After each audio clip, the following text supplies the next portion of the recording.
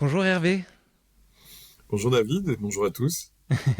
Comme je te le disais en antenne, je suis hyper content de te recevoir sur Brain Story parce que ça fait longtemps que j'avais envie d'avoir quelqu'un responsable des achats médias côté annonceur, côté marque, pour avoir un petit peu sa vision. Et donc, c'est chose faite. Tu vas d'ailleurs pouvoir nous le dire si tu veux te présenter en quelques mots, me raconter qui tu es, ce que tu fais. Alors si c'est la première fois, je te conseille de faire un vœu. Je fais un vœu pour toutes les premières fois. Bah, déjà, merci de m'inviter dans ton émission.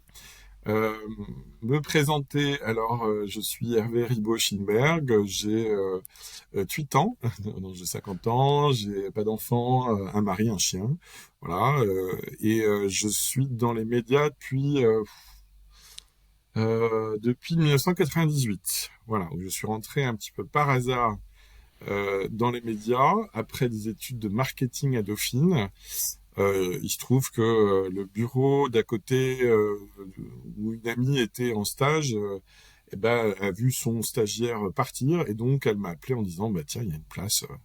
Alors est-ce que tu as envie de tenter l'aventure? Et je suis rentré en publicité et en médias un peu comme Obélix tombe dans la potion magique, quoi, tu vois, quoi, un peu par hasard. T'as anticipé ma deuxième question qui est de savoir ce qui t'a donné envie de bosser dans la pub. Et comme 95% de mes invités, par hasard, mais C'est vrai. visiblement, en tombant dans la soupe, le goût t'a plu puisque tu es resté. Mhm. En 24 ans passés dans la publicité, les médias, est-ce que tu as l'impression qu'au final, c'est un petit peu toujours les mêmes schémas qui se répètent, même si on met des noms différents, qu'on rajoute des couches de technologie, etc. Est-ce que tu as l'impression qu'on fait toujours le même métier ou est-ce que tu as l'impression qu'il s'est radicalement métamorphosé en passant du mass média au web et à l'hyperciblage? Alors, je vais te faire une réponse de Normand, je vais dire oui et non. En fait, oui, on dit souvent les mêmes choses, c'est-à-dire qu'il faut massifier son approche, aligner les planètes entre les différents médias, et puis faire en sorte d'être le plus clair possible dans son expression auprès des clients.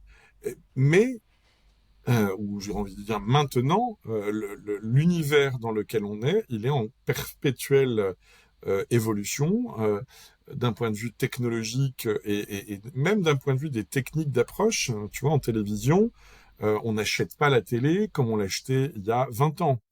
On achète aujourd'hui de la télé adressée, on achète segmentée, adressée, on achète de la SVOD, on achète de la VOL, parce que la consommation mute, elle aussi. L'audience mute. C'est la manière d'écouter, de consommer les médias, elle mute en fonction, évidemment, des apports technologiques du marché, le fait d'avoir de la catch-up, le fait d'avoir de l'audio digital, le fait d'avoir effectivement tous ces médias qui se sont digitalisés, ça nous demande à nous de nous adapter dans notre approche des médias.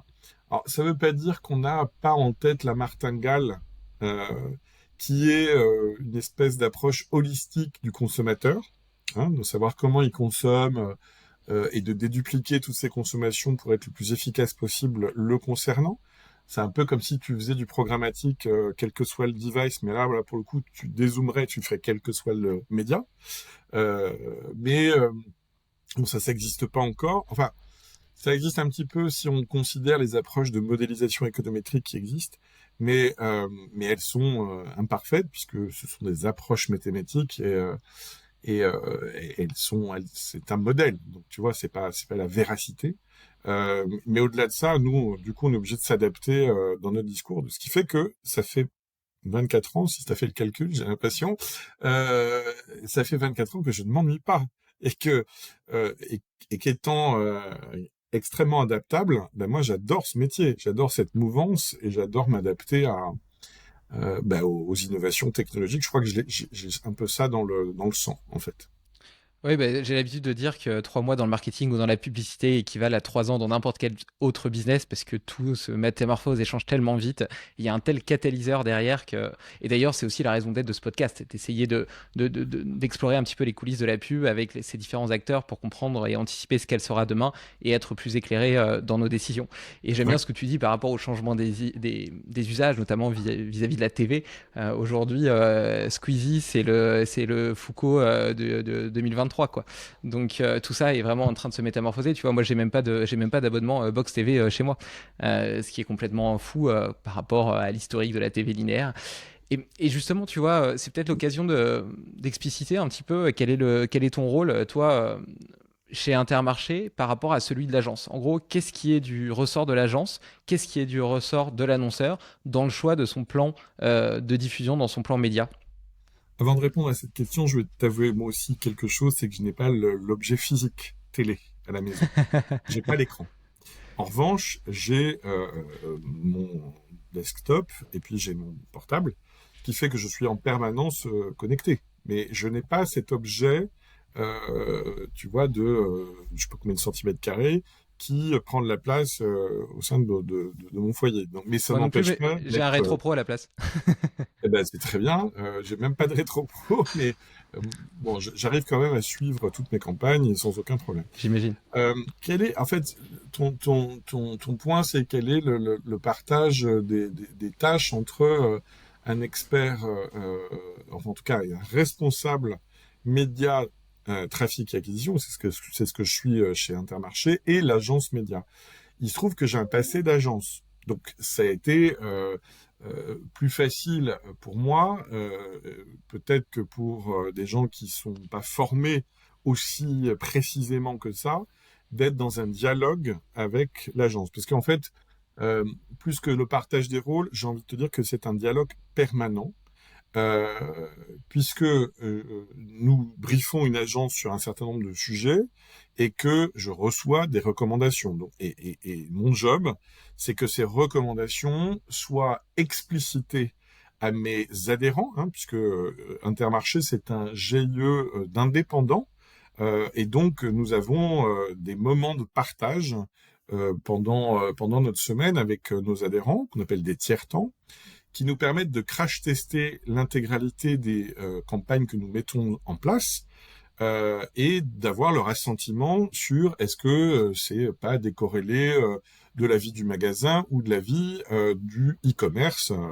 Voilà, est-ce qu'on n'est pas hors sol, est-ce qu'on n'est pas complètement à côté de la plaque. Donc ce crash test permanent fait que je dois mon rôle, c'est aussi de récolter ces recommandations et puis de les traduire dans un langage que j'ai envie de dire adhérent, c'est-à-dire que en fait, c'est des chefs d'entreprise. Et tu parles pas à des experts comme à un chef d'entreprise. Tu parles pas à un chef d'entreprise comme tu parles à des experts. Donc c'est traduire, si vous voulez, enfin si tu veux la complexité de ces plans médias en messages audibles et efficients pour un adhérent qui veut savoir si, il va être entendu, vu, lu, et si ça va avoir un impact sur son business. Raison pour laquelle, non seulement j'ai appris le dictionnaire adhérent français, français adhérent, donc ça c'était 6 mois d'apprentissage, parce qu'il faut quand même déconstruire tout ce vocabulaire extrêmement technophile, technocrate, techno je sais pas quoi. Tu vois, je parle pas de DSP, je parle pas d'SSP, je parle pas de programmatique garantie, ça ne leur parlerait pas de toute façon. Donc j'ai déconstruit ça pour reconstruire des choses en disant c'est très très très efficace, voilà. Et voilà ce que nous allons avoir comme dispositif média. Ça fait tant de millions de contacts, ça équivaut à X fois la France. Voilà, je leur parle de cette manière-là parce que c'est la manière de restituer le plus simplement et le plus explicitement possible les plans médias. Et grâce à la modélisation économétrique qu'on a mis en place depuis 3 ans, on traduit, si tu veux, tous ces investissements médias en chiffre d'affaires incrémental, c'est-à-dire qui va au-delà des ventes naturelles, en passant par le calcul d'un ROI, qui est un ROAS, hein, finalement, Return on Ad Spend, mais nous on appelle ça un ROI, et ce ROI et ce chiffre d'affaires incrémental, ça leur parle, parce qu'ils sont producteurs et commerçants. Et quand on est commerçant, savoir ce que 1 euro donne, si tu veux, comme chiffre d'affaires, c'est le nerf de la guerre. Et pour finir sur cette question, ce dialogue, et donc quand on est expert comme je l'ai été, et qu'on a face à soi une agence, alors c'est Zenith, mon agence, ça soit une agence aussi efficace que celle qu'on a, on fait des étincelles toute la journée. Moi, j'ai une trentaine de personnes en équivalent temps plein. C'est horrible de parler comme ça, mais bon. Il y a peut-être 40 ou 50 personnes qui travaillent de près ou de loin pour Intermarché, mais si on les cumule toutes, ça fait une trentaine à peu près. Enfin, Intermarché et tout le groupement. Et cette trentaine de personnes, elles sont toutes ultra expertes. Je leur fais confiance et en fait, c'est un vrai dialogue quotidien. Donc, c'est plutôt ça que d'avoir un rôle déterminé, c'est d'être dans le dialogue et même de savoir à un moment donné dire, bah en fait, Hervé, tu te trompes, ça ce n'est pas possible, ça c'est possible. En revanche, voilà, c'est d'être dans ce ping-pong intellectuel permanent qui me plaît et qui en plus est beaucoup plus intéressant pour l'agence que d'être une simple exécutante ou bien d'avoir, de pas avoir de gens en face qui ont du répondant et de l'expertise. Et dans ce que tu as dit, donc c'est très très intéressant, hein, ce côté de médiateur et aussi de porte-parole. J'entends bien le liant que tu peux mettre entre tout ça. Et Dieu sait à quel point notre industrie est complexe, notamment dans son jargon, et à se demander si ça a été volontaire ou pas. Mais quoi qu'il en soit, quoi qu'il en soit, tu as cité le fait d'être capable de mettre en perspective l'impact d'un plan média en chiffre d'affaires incrémental. Moi, tu Oui. vois, de l'autre côté du spectre, quand on est briefé sur un plan de diffusion vidéo, par exemple, je vais avoir des objectifs de KPI, de CPM, etc., de De viewability pour, progression, ouais, voilà, pour de faire de l'awareness. visibilité. Mais Oui. comment est-ce que toi, tu arrives à réconcilier ça en chiffre d'affaires incrémental? Ben, Surtout dans un magasin physique où tu peux pas traquer des ventes en ligne comme un e-commerce où on pourrait imaginer que c'est un peu plus facile. tu as raison. Alors, on a deux systèmes. On a un premier système qui était notre bougie dans le noir. On a équipé 96% très précisément de nos magasins, parce qu'il y a toujours des récalcitrants. C'est un GIE d'indépendants. Donc, si ils veulent pas, ils veulent pas. Bon. Donc, on a équipé 96% de nos points de vente avec une balise Keros. Balise Keros, c'est une balise NFC qui permet à chaque campagne Drive to Store de mesurer entre un groupe de contrôle et un groupe d'exposés l'incrément de visite dans les points de vente. Et cet incrément de visite est traduit par un incrément de panier moyen. D'accord? Donc, ça veut dire que toutes nos campagnes euh, et en particulier nos campagnes de digitalisation des prospectus, sont mesurées à l'aune de ces bornes Keros. Donc on a su traduire, enfin ça n'existait pas avant, hein, quand je suis arrivé, c'était un peu la révolution, mais je leur ai dit, vous mesurez beaucoup le ROI sur les promotions, vous savez combien, quand vous mettez un peu de promotion, combien ça rapporte, mais vous avez aucune espèce de visibilité sur le ROI de vos actions médias. Et donc, je leur ai proposé d'abord de mettre effectivement cette balise Keros dans les magasins, ce qui fait qu'on a, plus qu'une bougie dans le noir, on a quand même des rapports magasin par magasin, campagne par campagne, sur l'incrément de visite qu'on traduit en incrément de panier moyen. Ça, c'est la première bougie dans le noir, mais la seconde bougie, c'est la modélisation économétrique quand même. Hein. C'est un gros algorithme, on a fait ça avec CSA Data Consulting. C'est un gros algorithme de régression mathématique qui met en regard tous les investissements médias et les tickets de caisse, et qui semaine après semaine, permet de calculer des incréments. Et en plus, ça prend en compte des facteurs exogènes comme la météo, parce que tu as des réactions météo dépendantes au magasin. Hein. Quand il fait très très beau, tu as moins de gens dans les magasins, hein, c'est comme le cinéma. Tu as aussi des facteurs exogènes comme la pression publicitaire de nos concurrents, forcément, hein, ça joue aussi. Et en faisant ces rapprochements semaine après semaine, ce gros algorithme de régression mathématique est capable de nous dire, quand on met 1 € en télévision, combien ça rapporte en chiffre d'affaires incrémental. Et donc, je peux dézoomer en faisant tout mon plan média annuel, combien ça rapporte en chiffre d'affaires incrémental. Voilà. Et c'est une explication du passé. Donc ça, c'est très important. Ça s'appelle une modélisation. Ça explique le passé. Mais grâce à la plateforme dont je dispose, on modélise nos actions futures. Donc moi, j'ai quelqu'un dans mon équipe qui est champion du monde de la modélisation et des simulations de plans. Et donc, on est capable de faire des hypothèses pour optimiser, si on a un peu moins de budget ou un peu plus de budget, campagne à campagne, pour optimiser le chiffre d'affaires incrémental et le ROI. Et on a, je n'irai l'avoir dit, mais on a optimisé de 2018 à 2022 notre ROI de 20%. Voilà, en faisant ça. Parce que campagne après campagne, on a été chercher le ROI, enfin le chiffre d'affaires incrémental avec le meilleur rendement dans le mix média qu'on proposait. Donc, ouais, tu vois, c'est efficace quand même à un moment donné. Et ça, c'est mon Graal. Voilà. Mes deux Graal, si je peux m'exprimer ainsi, c'est d'abord campagne après campagne, Keros, balisé NFC, et donc traduction des petits plans. Et puis, cette manière de dézoomer un peu, finalement, c'est une manière d'objectiver en fait notre action. Hein. Les médias, c'est souvent pris comme un centre de coût plus qu'un centre de profit. Et ça a été une manière de transformer le regard de ma direction sur les investissements médias. Parce qu'ils savent que s'ils me retirent X millions d'euros, bah, ça va leur faire un chiffre d'affaires incrémental en moins. Voilà. Donc, la petite astuce que j'ai mis en place pour qu'on considère les médias pas comme un centre de coût. D'ailleurs, j'interdis à mes, c'est horrible ce que je veux dire, j'interdis à mes, à mes dirigeants de dire combien tu as dépensé. Non, non, j'ai investi. Je leur dis non, non, mais j'ai investi en médias. Voilà, et ils se marrent bien, et puis bon, ils comprennent que ça a une valeur, quoi. C'est hyper intéressant, hyper puissant comme outil. Hervé, tu me pardonneras cette question un petit peu triviale, mais forcément, je peux pas ne pas la poser, même si je sais que les choses sont infiniment plus complexes que ça. Au regard de cet outil, quels sont pour toi les supports, les médias, les formats qui t'enthousiasment le plus, qui te semblent les plus pertinents et les plus efficaces? Je sais que c'est très réductionniste Je, comme question, mais je peux pas ne pas la poser après m'avoir partagé la puissance de l'outil que tu viens de citer. Bien sûr, mais il faut que tu comprennes que cette modélisation, elle fonctionne en fonction d'un secteur. C'est-à-dire que ce qui va être bon pour le secteur de la distribution sera moins bon pour un autre secteur. Je comprends.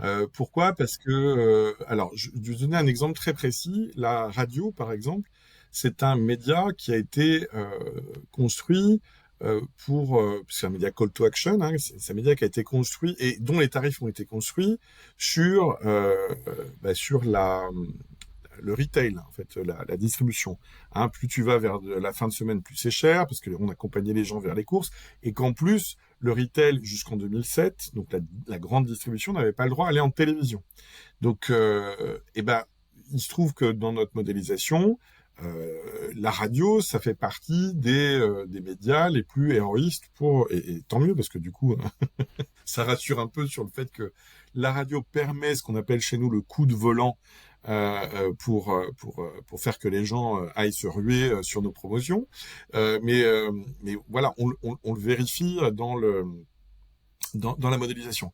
J'ai envie de te dire qu'il n'y a pas un bon ou un mauvais levier. Il n'y a qu'un bon et mauvais levier utilisé dans le funnel de conversion. Mon équipe, elle est en fait divisée en upper, mid et low funnel. C'est aussi bête que ça. Alors je suppose que ça vaut ce que ça vaut. En fait, un média ou un levier peut être utilisé en upper, en mid ou en low. Mais ça dépend comment on le fait. Par exemple, le display programmatique peut être utilisé en branding, mais peut être utilisé aussi en low funnel sur la conversion.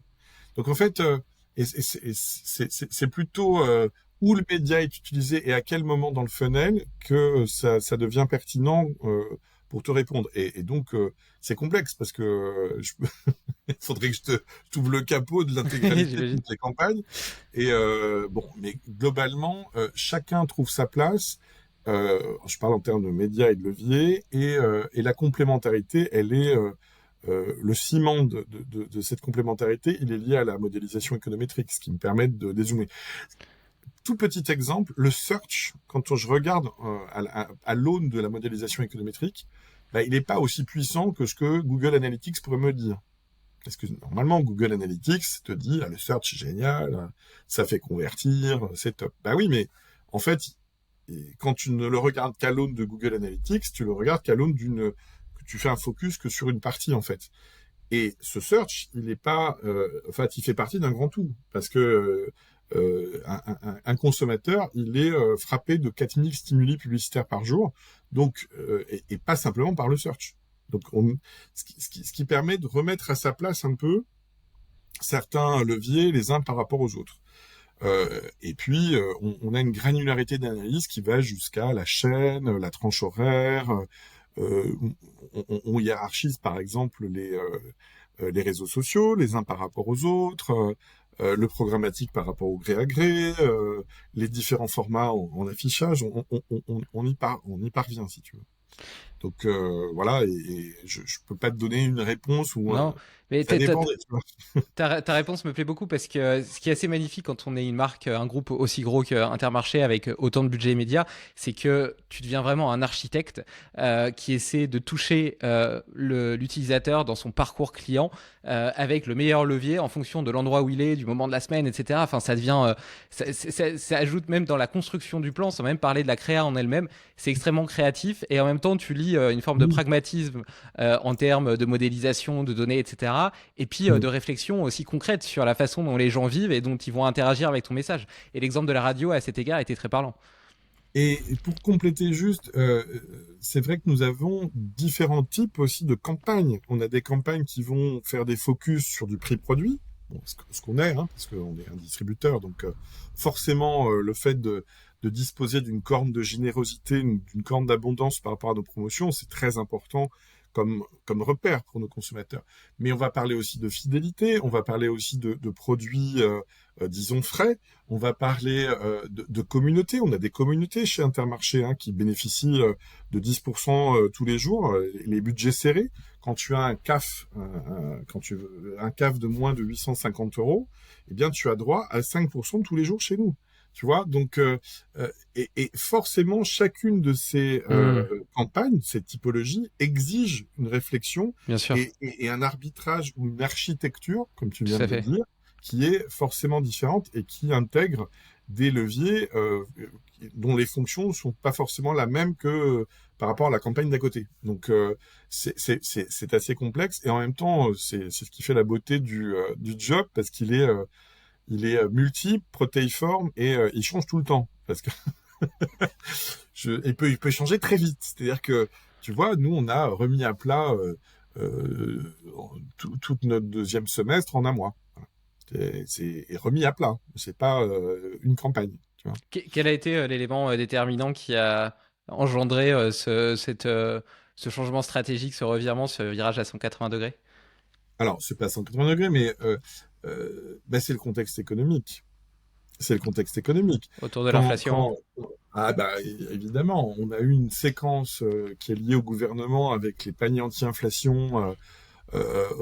Ça a démarré, tu vois, vers mars après les atermoiements, voilà, du gouvernement qui nous disait il faut absolument que les marques nationales puissent négocier. Donc la loi de Groseille, ce qui est quand même incroyable, c'est qu'on a réouvert les négociations après avoir fini les négociations avec les marques nationales.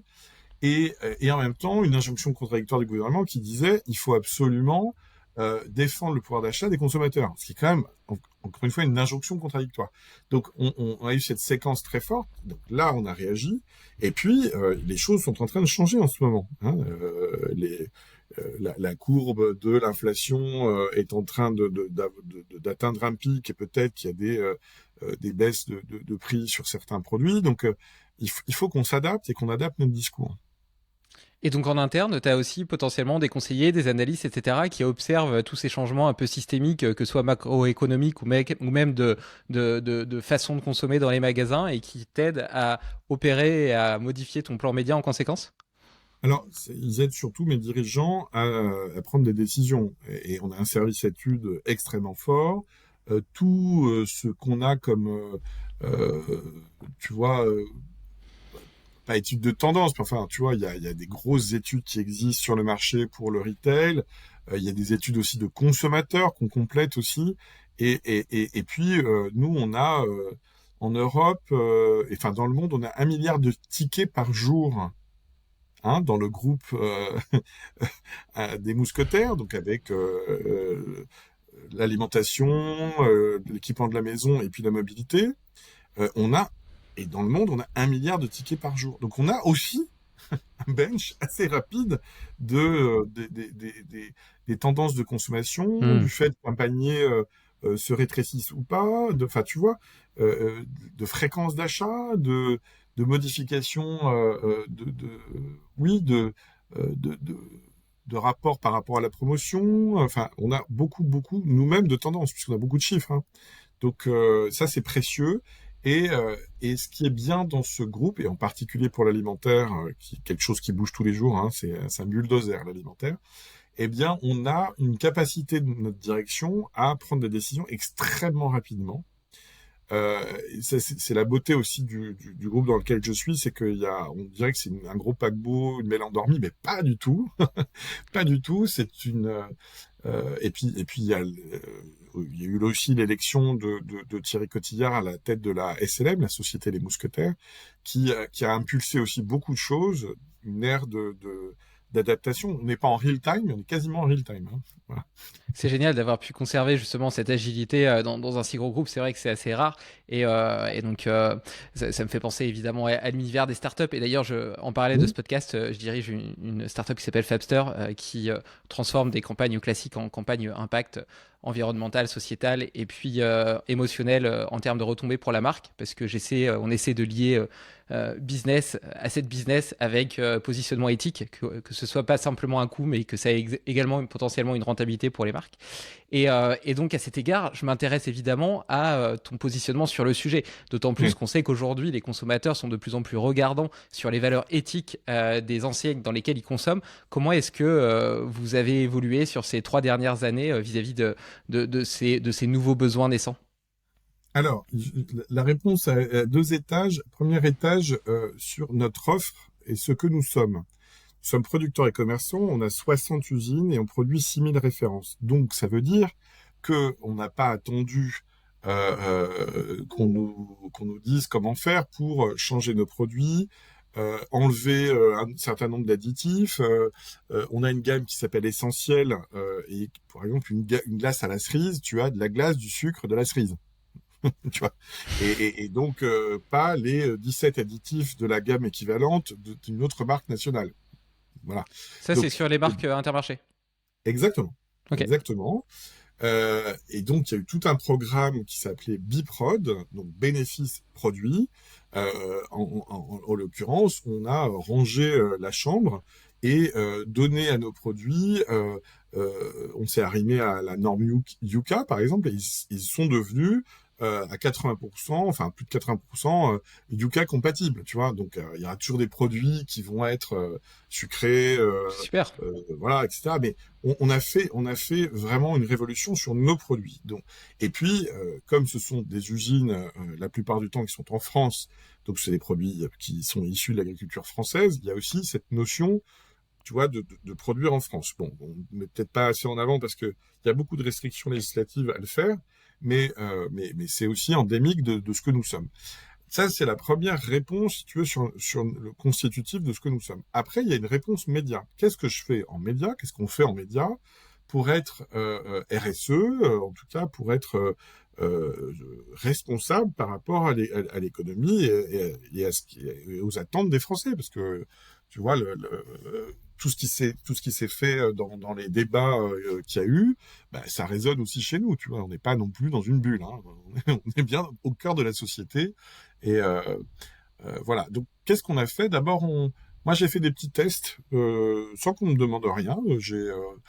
J'ai testé des choses comme Good Deed, comme Watrox, qui fléchaient vers des associations RSE. Depuis 2020, tous nos panneaux d'affichage sont en papier et encre green.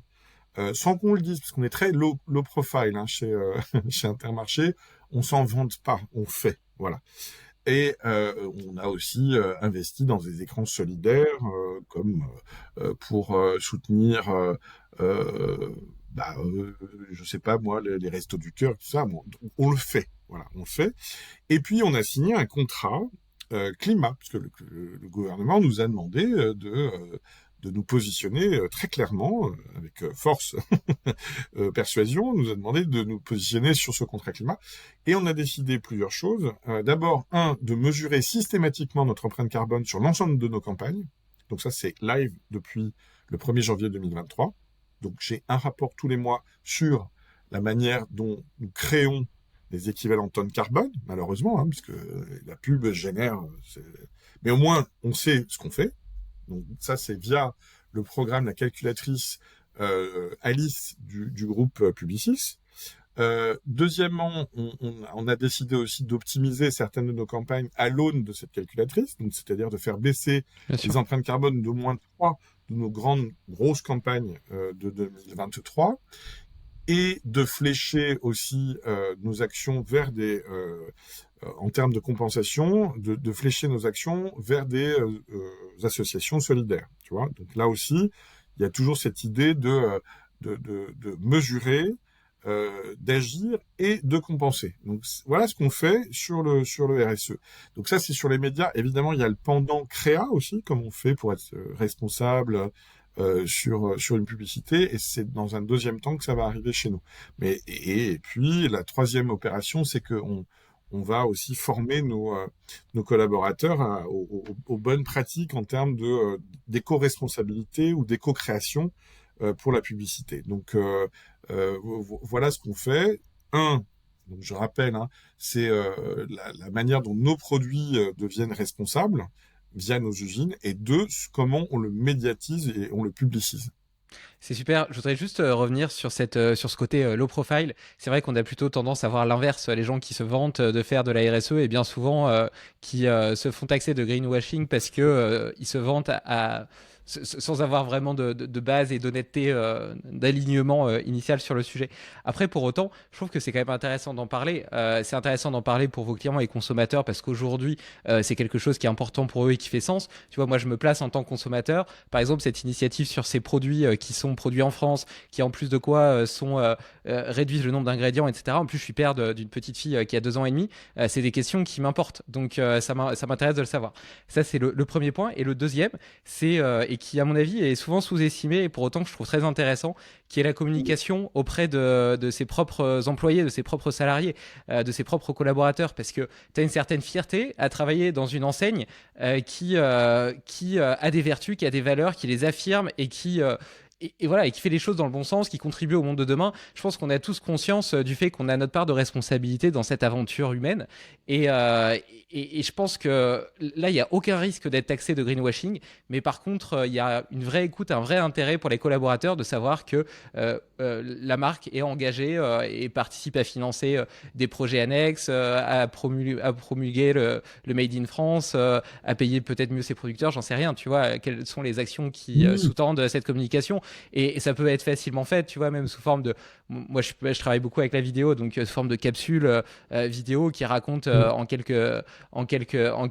sur un mini-reportage les actions qui ont été mises en œuvre. Et je pense que les collaborateurs, ça leur fait plaisir, tu vois, de savoir que, ok, je travaille et je donne de mon temps pour un projet commun qui a une réelle éthique et qui est pas en train de détruire le monde de demain. je suis tout à fait d'accord avec toi. On a un programme, alors on a des programmes internes, on en a, hein, puisqu'on parle de ce qu'on fait, nous, à nos collaborateurs. On est 120 000 en France, donc forcément, c'est quand même puissant, Oui, il y a déjà et une belle écoute. on représente, oui, on a une écoute sur ce qu'on fait, heureusement.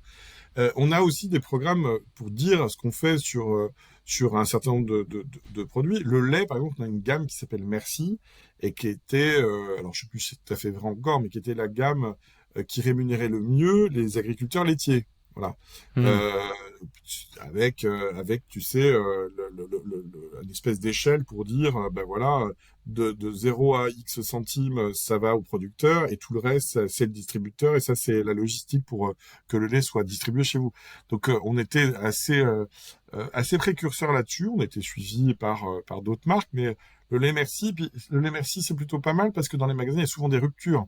Bon, enfin, les gens sont assez réceptifs à ça, hein. Enfin, les consommateurs sont assez réceptifs à ça.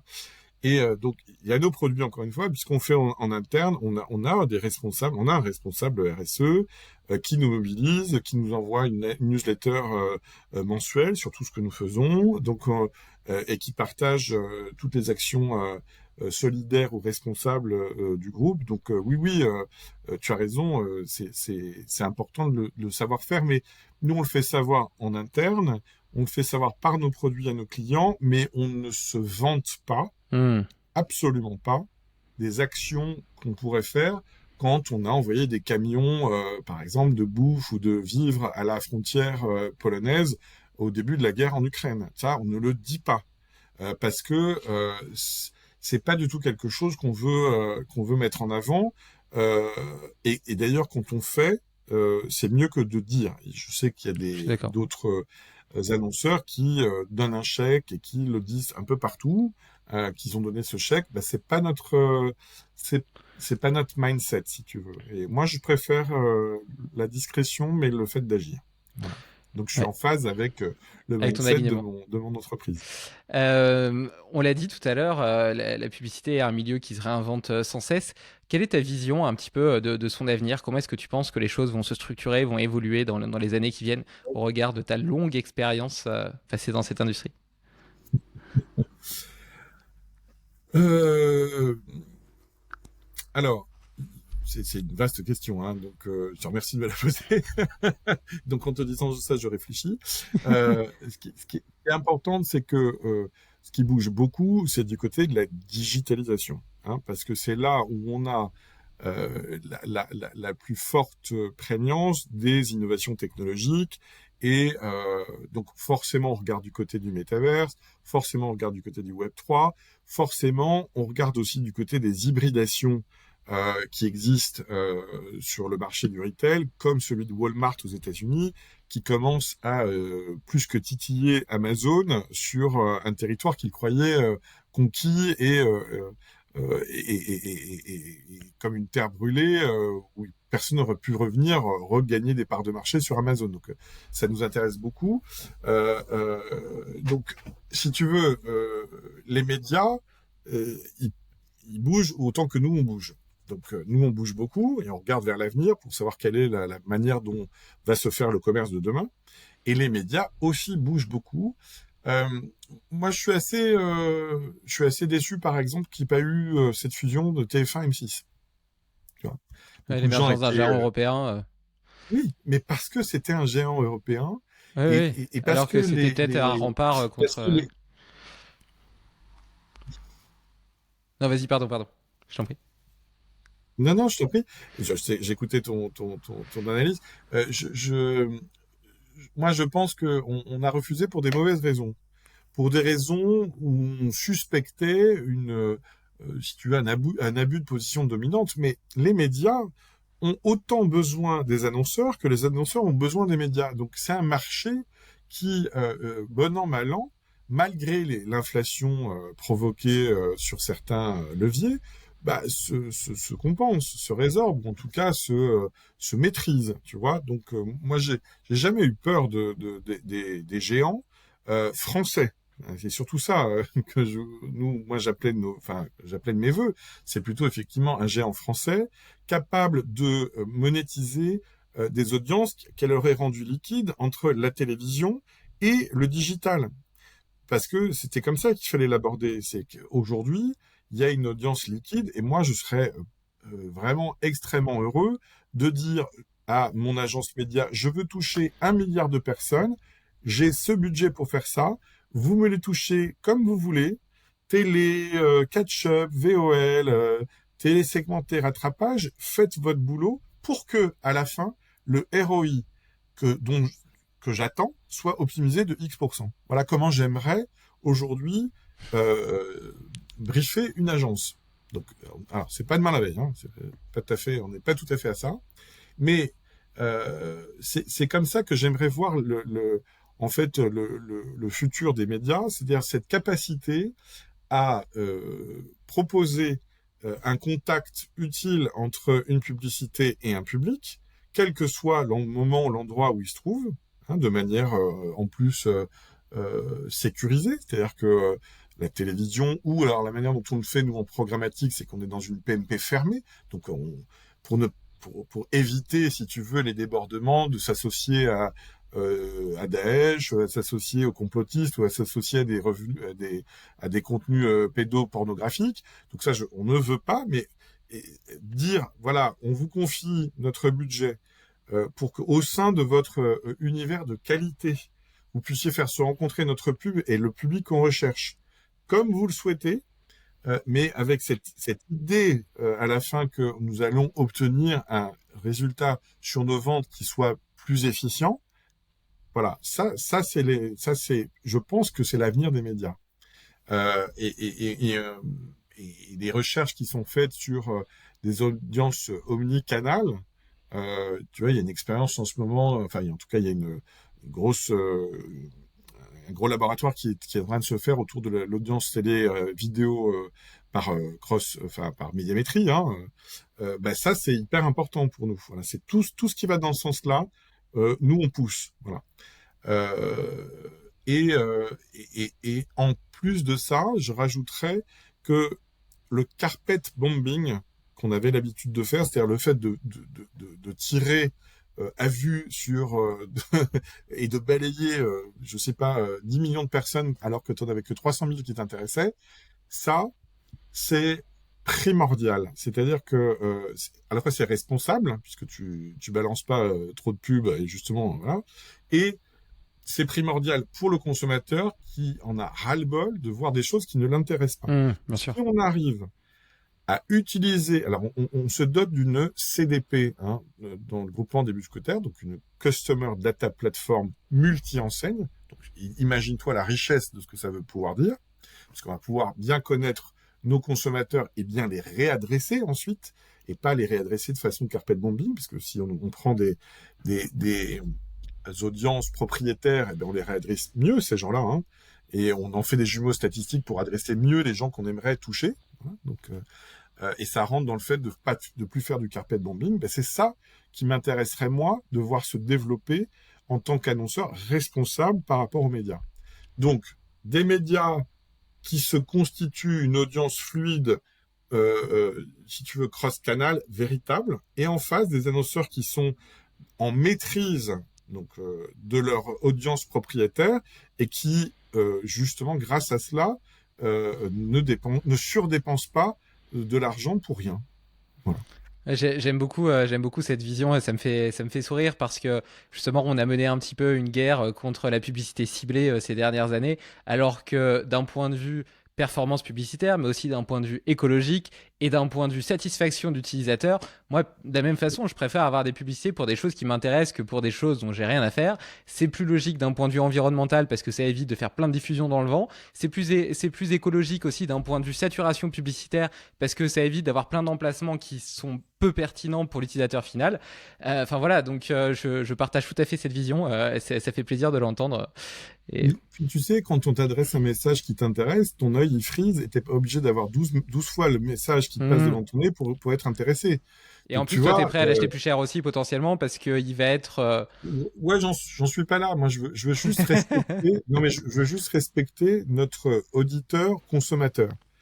Auditeur dans le sens téléspectateur ou Bien sûr. auditeur ou audinote ou mobinote. Bon, ce qui m'importe, c'est de le respecter, pas de lui balancer notre salade à tout vent, mais de lui dire ce qui peut potentiellement l'intéresser et de dire qu'il y a une solution chez nous qui peut répondre à ses besoins. Voilà, c'est cet équilibre entre l'offre et la demande, si tu veux, mais par l'intermédiaire de la connaissance client la plus fine possible.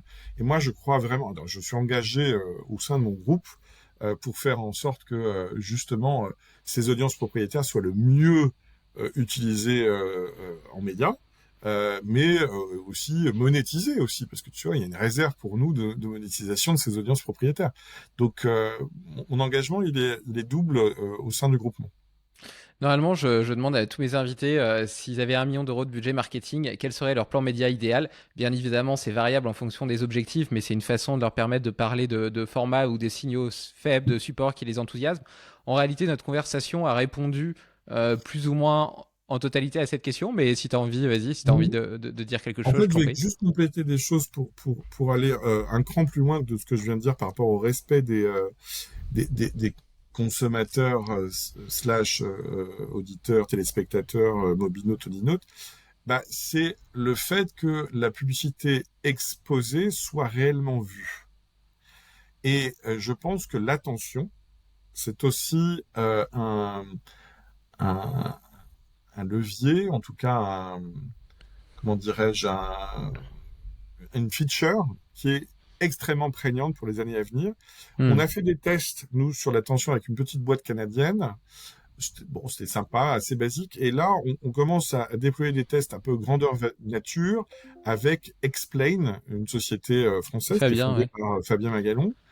euh, et qui, là aussi, peut nous donner des insights sur le fait de savoir si notre publicité est réellement vue. Alors, je parle en digital, là, parce qu'on a des tas de trucs sur les autres médias pour attester du fait que ça soit vu ou pas, mais voilà, ça c'est très intéressant et je pense que c'est une ligne de force qu'il va falloir bien regarder et bien auditer dans sa réflexion en tant que homme de médias ou femme de médias. Voilà. Je viens d'enregistrer un épisode justement avec Clément Diaz, qui a bossé aussi en interne Oui, sur une mesure de attention, hein. l'attention un petit peu holistique, qui prend en compte plusieurs critères, des KPI existants, mais aussi de l'eye tracking, etc. C'est très Oui. intéressant, donc je vous invite à écouter potentiellement cet épisode. D'ailleurs, est-ce que tu aurais un prochain invité à me recommander que tu aimerais entendre sur Brainstorm? Euh, oui, mais je crois que vous l'avez déjà fait. Alors, ce serait dommage de faire une redite. Parce que C'est je pas crois grave, qu'il dis-moi. y a des gens chez Hawk qui s'intéressent à l'omnicanalité aussi, donc Ouais, des j'ai RP, reçu déjà à peu effectivement. près. Oui, voilà, c'est ça. Euh, Écoute, je vais réfléchir parce que comme ça, moi, en fait, pour tout te dire, je vois 2 boîtes Martech et Adtech par jour. Ouais, je comprends. Et, et je demande à mon assistante, Isabelle, si tu m'écoutes, merci, de pas dépasser ce rythme parce que c'est comme ça que j'essaie d'aspirer, si tu veux, les innovations ou en tout cas de mettre à la page malgré le grand nombre d'années du haut duquel je regarde ce marché.